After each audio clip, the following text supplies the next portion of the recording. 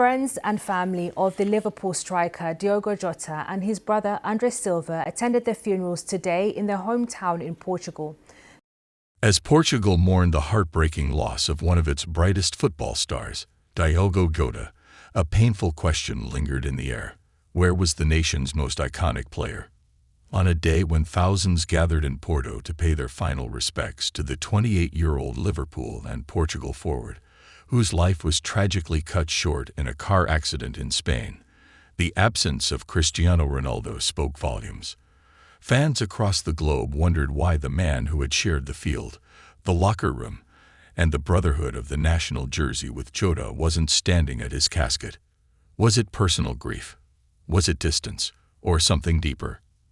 Ronaldo, shaken and devastated, later broke his silence with a heartfelt message that moved the nation to tears. "My heart is broken." Diogo was more than a teammate. He was a humble warrior, a brother in red and green. "I may not be there in person, but my prayers, my tears, and my respect are with his family." What followed was a tribute not made of appearances, but of love, and the kind of sorrow words can barely contain. The funeral, held in Porto, drew crowds of grieving fans, former teammates, and members of the Portuguese national team. Emotional scenes unfolded as Jota's wife, Ruth Cardoso, and their young son stood silently by the casket. The Portuguese Football Federation, Liverpool FC representatives, and even local government officials attended the service to pay tribute to a player described as the quiet thunder on the field. Yet the absence of Cristiano Ronaldo, a living icon of Portuguese football and a longtime mentor figure to Jota, was deeply felt. According to sources close to the Ronaldo family, the 40-year-old Al Nassr striker is currently managing a private family health crisis in Saudi Arabia.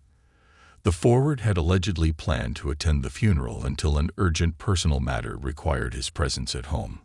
Cristiano was devastated when he heard the news, said a source familiar with the situation. He cried. He blamed himself for not being able to say goodbye in person, but he didn't want the focus of the day to shift from Diogo to him. Ronaldo, known for his deeply personal approach to grief and loyalty to his teammates, reportedly sent a private floral arrangement and a video message that was played at a closed family vigil the night before the funeral. The gesture brought Ruth to tears. In the days leading up to the funeral, Ronaldo honored Jota in the way he knows best, on the field. During a Saudi Pro League match earlier in the week, Ronaldo scored and refused to celebrate, instead pointing to the sky and holding up Jota's jersey under his own. "This one's for you, kid," he said in a quiet post-match interview, holding back tears. Fans around the world took to social media to express support for Ronaldo, acknowledging the emotional weight of losing a fellow countryman and teammate. In the fiercely competitive world of professional football, genuine friendships are rare. Mutual respect exists, yes, but mentorship and heartfelt connection are harder to come by. And yet, in the case of Cristiano Ronaldo and Diogo Jota, a unique bond quietly blossomed, a relationship rooted not in shared accolades, but in humility, admiration, and the love of the game. Though they played together only briefly for the Portuguese national team, their time together left a deep and lasting impact on both men. Ronaldo, the iconic five-time Ballon d'Or winner, was in the final chapters of his legendary career. Jota was just beginning to ascend into his prime. Yet despite the generational gap, the connection between them was immediate and sincere. Ronaldo often spoke publicly and privately about his appreciation for Jota's playing style. He admired his unselfishness, his ability to find space in tight areas, his intelligent off-the-ball runs, and most of all, his quiet work ethic. "He plays with heart," Ronaldo once said after a Euro qualifier. "There's no ego, just hunger. That's what makes him dangerous." And Jota. He idolized Cristiano long before he ever shared a pitch with him. "I used to watch him on TV, pretending I was him in my backyard," Jota once admitted in a heartfelt interview. "To wear the same jersey and score goals with him by my side, it was beyond a dream." The evolution from fan to teammate is something few footballers experience. For Jota, it was emotional. He would later recount the first day he walked into the national team dressing room and saw Ronaldo sitting calmly, lacing his boots. "I froze," Jota said, "not because he was famous, but because he meant something personal to me. He represented excellence, obsession, and sacrifice. And suddenly, he was right there." But rather than intimidate the younger striker, Ronaldo went out of his way to make him feel welcome. He cracked jokes. He offered tactical advice. He even invited Jota to sit next to him during meals. What began as admiration quickly turned into a quiet mentorship, one based on mutual trust, not fanfare. Ronaldo didn't need to take Jota under his wing, but he did. Because in Jota, he saw a reflection of his own younger self, disciplined, driven, and quietly relentless. Their chemistry on the pitch was undeniable. While Ronaldo operated as the focal point of Portugal's attack, Jota's versatility allowed him to drift wide, drop deep, or push forward, freeing Ronaldo to strike with surgical precision. The duo combined for several important goals during the Euro 2020 qualifiers and Nations League matches. More than once, Ronaldo could be seen applauding Jota after a perfectly timed assist or a selfless off-ball movement that opened up a scoring lane. "He sees the game 2 steps ahead," Ronaldo once said. "He's not just playing football, he's thinking it." In the emotionally charged world of international football, where pride and pressure often collide, Ronaldo found in Jota a teammate he could trust, and more importantly, a friend who didn't ask for spotlight, but simply showed up ready to play. Off the pitch, their bond continued to strengthen. During the long and grueling international breaks, the two often spent downtime discussing the mental side of the game.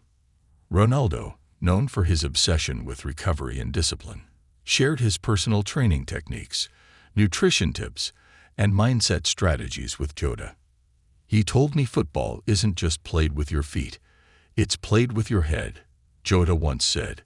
"He taught me to see every training session like it's the final." The relationship extended to family moments as well. When Jota became a father, Ronaldo was one of the first to send congratulations. When Ronaldo faced personal heartbreak after losing a child in 2022, Jota reportedly reached out with a handwritten letter, something Ronaldo later mentioned privately meant more than any public message. Their bond wasn't broadcasted for the media or flaunted on social platforms. It was quiet, sincere, real. When Jota passed away tragically in a car accident in Spain, the news rocked the footballing world. But for Ronaldo, it wasn't just the loss of a teammate. It was a personal wound. Those close to him said he was visibly shaken, especially when informed he wouldn't be able to attend the funeral due to a pressing family emergency. He reportedly broke down in tears, repeating the words, "I should have been there." Ronaldo's written tribute later that day read, "You had more to give, more goals to score, more joy to share, but heaven needed a forward, and they chose one of the best." He ended the message with 4 words, "I'll miss you, brother." Though he couldn't be there in person to say goodbye, Ronaldo's pain was deeply felt, and his love for Jota was unmistakable. In a sport dominated by stats, trophies, and rivalries, the story of Ronaldo and Jota stands as a reminder that football is still human. It's about more than goals and glory. It's about relationships, mentorship, and the lives touched along the way. Cristiano Ronaldo and Diogo Jota may have shared the pitch only a handful of times, but in those fleeting moments, a lifetime of respect was formed. And in the silence left by Jota's absence, Ronaldo's tribute will forever echo as one of the most sincere. Not shouted in a press conference, but whispered in grief and remembered in love. The sudden and tragic loss of Diogo Jota has cast a long, heavy shadow over both Liverpool FC and the Portuguese national team. At just 28, Jota was entering what many believed would be the most productive years of his career, a period where experience, peak fitness, and maturity align. His passing leaves not just an emotional void, but also a profound gap in strategy, spirit, and leadership. For Liverpool, Jota had become more than just a forward. He was a dependable, intelligent attacker capable of turning the tide of a match with a clever run, clinical finish, or well-timed assist. His versatility allowed manager Jurgen Klopp to shift formations with ease, trusting Jota to adapt whether playing through the middle or out wide. Off the pitch, teammates spoke of his humility and quiet determination. In response to his passing, Liverpool FC has announced plans for a memorial match at Anfield, with proceeds going to support road safety initiatives and a foundation set up in Jota's name to help underprivileged children in Portugal. Klopp, in a teary press conference, said, "We didn't just lose a footballer, we lost a brother, a father, a role model. His absence will be felt every day." Meanwhile, the Portuguese national team is grappling with both heartbreak and the logistical challenge of moving forward without a player who had become integral to their attacking rhythm.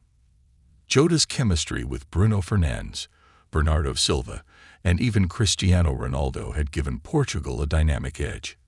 His tireless work ethic, unselfish play, and tactical intelligence made him a coach's dream and a teammate's comfort. In their upcoming Euro qualifiers, the entire squad is expected to wear black armbands, and a minute of silence will be observed before kickoff. There are also reports that the team is preparing a video tribute to be played on stadium screens before their next home match, featuring highlights from Jota's international career and messages from his teammates. But perhaps the most powerful tribute comes from Cristiano Ronaldo himself. Though approaching the end of his legendary playing career, Ronaldo has reportedly begun lobbying the Portuguese Football Federation to name a new national training complex after Jota. The facility, still in early planning stages, could become a place where future generations of players train, dream, and grow. Under the name of a player who embodied professionalism and humility. He earned that place. Ronaldo's public message read, "Not just for how he played, but for who he was." If approved, the Diogo Jota Training Center would stand as a lasting legacy, a symbol of inspiration for every young boy and girl in Portugal who laces up their boots with dreams of national glory. As both club and country now face the future without one of their brightest stars, one thing is certain. Diogo Jota may be gone, but his light will continue to guide the path forward. For football, for Portugal, and for every soul he touched along the way. Cristiano Ronaldo may have missed the funeral in person, but his tribute resonated louder than any speech. Sometimes, grief doesn't need presence, it needs sincerity. And Ronaldo's grief was etched into every word, every gesture, and every silent prayer whispered for the young man whose journey ended far too soon. As the world mourns Diogo Jota, we are reminded that even legends like Ronaldo are not immune to heartbreak, and in his absence, he still found a way to say goodbye.